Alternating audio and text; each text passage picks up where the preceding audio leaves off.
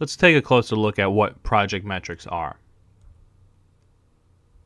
So project metrics involves analyzing a cryptocurrency based on mostly qualitative properties versus quantitative factors. So qualitative data focuses on non-numerical data such as text, maybe articles, videos, photos, audio, speeches, while quantitative data focuses on information that can be counted or measured and is based on numbers. We can actually count quantitative data such as earnings reports and whatnot. So these factors can include qualitative data can include the white paper, the project team, or statements from the team members or team leaders, competitors, the update schedule, and tokenomics and the initial distribution of the coin. Here's a further breakdown of two different types of analysis that we could take. So quantitative, once again, this is based on actual numbers, numerical values where we can measure this. We could look towards the market cap of a coin, the circulating supply or the total supply of a token, the inflation over time, how much is being added to the current existing supply, the distribution once it was initially created, and the initial coin offering details. These are all things that we can factor in the quantitative data.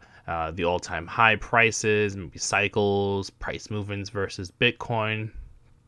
And we could also look at the value analysis versus competitor, the liquidity or the exchange balance that the balances that are held on exchanges, trading volume, the consensus method, and maybe block specifications. Maybe certain blocks only, certain networks only accept maybe 3 megabyte blocks, where others will only accept 2 megabytes. These are all things that we can count and measure. Versus qualitative properties. These are some things we can consider are the use case. What kind of sector is it actually in? Maybe is it decentralized lending and borrowing platform, or maybe it's some sort of payment coin, or maybe it's focusing on file storage, right? There's a lot of different use cases for these different projects. We could also look at the target market, the technology behind it, and the innovation, the team members, whether they have a certain history or not, working for other companies or other projects, the expertise, the developer compensation, how are they being compensated, and is that correlated with the ICO, and where in some cases the initial creators of a coin were given large amounts of some of these coins. This is something that we want to be aware of. Not all of them have that, but if they do, that could be a sign of a red flag possibly, right? The advisors as well on the team, and other important factors we want to consider are like the roadmap, the white paper, which is like the project outline, the community behind the project, any partnerships, competition, planned events, any social media events such as like AMAs or Q&As with the community, and any concerns or how they address concerns. These are all qualitative properties that we can analyze. So the first thing that we're going to take a look at in terms of qualitative properties is the project white paper. So when a crypto project is being developed, all details of the project's technical, financial, and other information is listed in its white paper. Now this document, this white paper, this explains the goals of the project, the outline of why it exists and what it hopes to attain, how the team plans to execute this plan and how it plans to execute on this outline, project summary, what is it about, and details of the project's competition and how it is better in comparison. This is typically how white papers are formulated, and these are all good signs of a good white paper, right? So here is an example of a white paper. This is actually the Bitcoin white paper. This is written by Satoshi Nakamoto. As we know, this was released around 2008, 2009. It was seen as a reaction to the great financial crisis in 2008 and the overall greed by many banks and the financial system. So here we see the main idea outlined here. What is needed is an electronic payment system based on cryptographic proof instead of trust, allowing two willing parties to transact directly with each other without the need for a trusted third party. Transactions that are computationally impractical to reverse would protect sellers from fraud, and routine escrow mechanisms could easily be implemented to protect buyers. There's much more to read. If you're not familiar with the Bitcoin white paper, I highly suggest you read through it, at least browse through it. It's not very long, and it's definitely not as complex as some of the other white papers that have come out in more recent years. But I find that more and more it's a good foundation of what to look for in a white paper. The introduction, how the verbiage, how is it written? Are they using buzzwords and whatnot? The overall structure and format of the Bitcoin white paper, even though it is the oldest one, it really stands as the structure and as the basis for all good white papers since then. On the right here, we see the Satoshi's model of how transactions would work. So by definition, he states that we define an electronic coin as a chain of digital signatures. Each owner transfers the coin to the next by digitally signing a hash of the previous transaction and the public key of the next owner, and adding these to the end of the coin. A payee can verify signatures to verify the claim, the chain of ownership.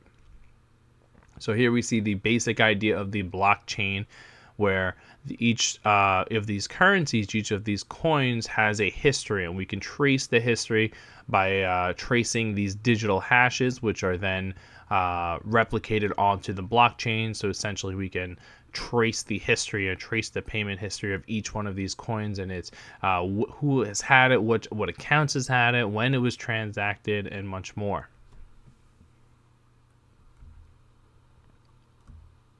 So before trading or even investing in a new coin, I mean, trading is a different story.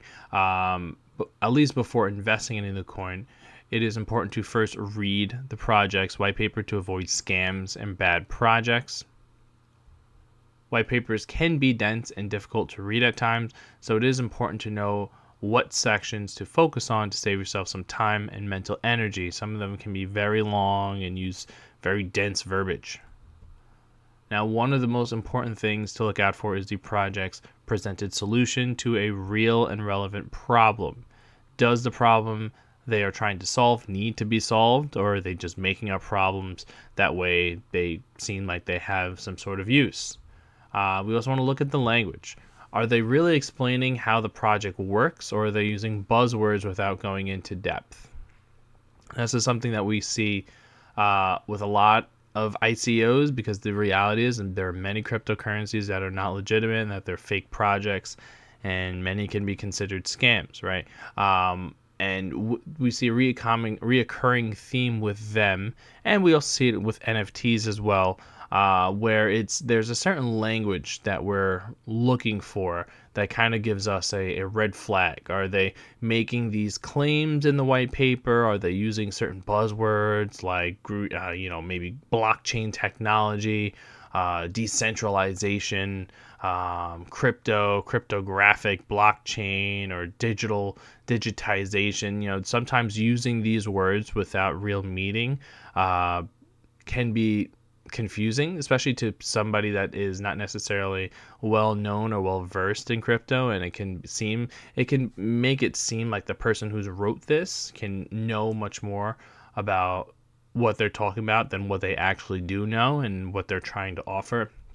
So these are things to look out for, especially if you take a look at the Bitcoin white paper and several other important projects such as Ethereum, Polkadot. These are well-written white papers. Chainlink as well. Just a few off the top of my head.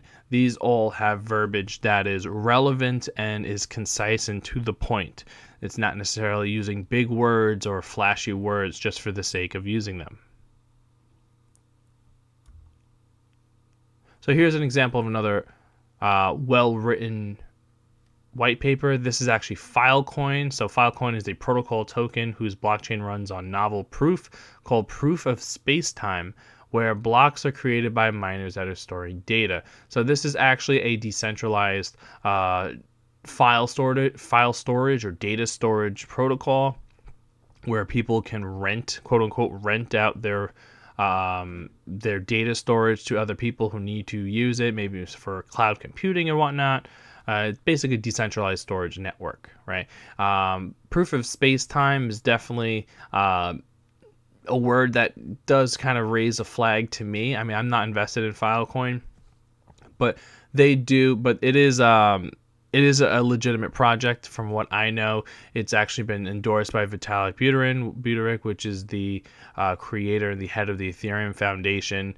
And they do have, other than proof of space-time, they do have a well-written and concise white paper, right? They break down their protocol on 4 novel components: decentralized storage network, where they provide this abstraction for a network of independent storage providers to provide storage or retrieval services. They talk about this novel proof of storage, which is this proof of space-time, which, here we go, we start to see an explanation behind these terms, right? They're not just throwing terms without explaining them. So we present 2 novel proofs of storage: proof of replication, which allows storage providers to prove that data has been replicated to its own uniquely dedicated physical storage, and it also enforces users or storers to verify that they're not duplicating multiple copies of data, right? Because, if we think about someone who's storing somebody else's data, we think of security risks and like, oh, how is this person not stealing my data? What if they duplicate multiple copies into different areas?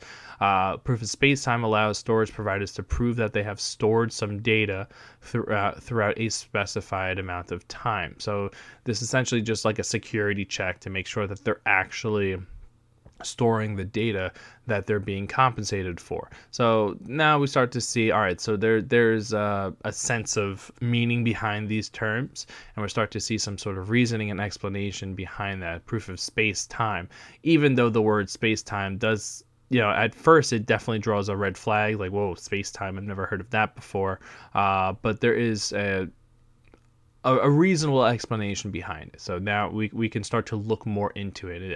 I think if you were to dive more into the Filecoin white paper, you'd probably see much more of an explanation behind this short paragraph. We'll see verifiable markets and useful proof of work. So we're not going to dive into all of these, but we start to see the main components of Filecoin. Here is their definition of a decentralized storage network. So we introduced the notion of a decentralized storage network scheme.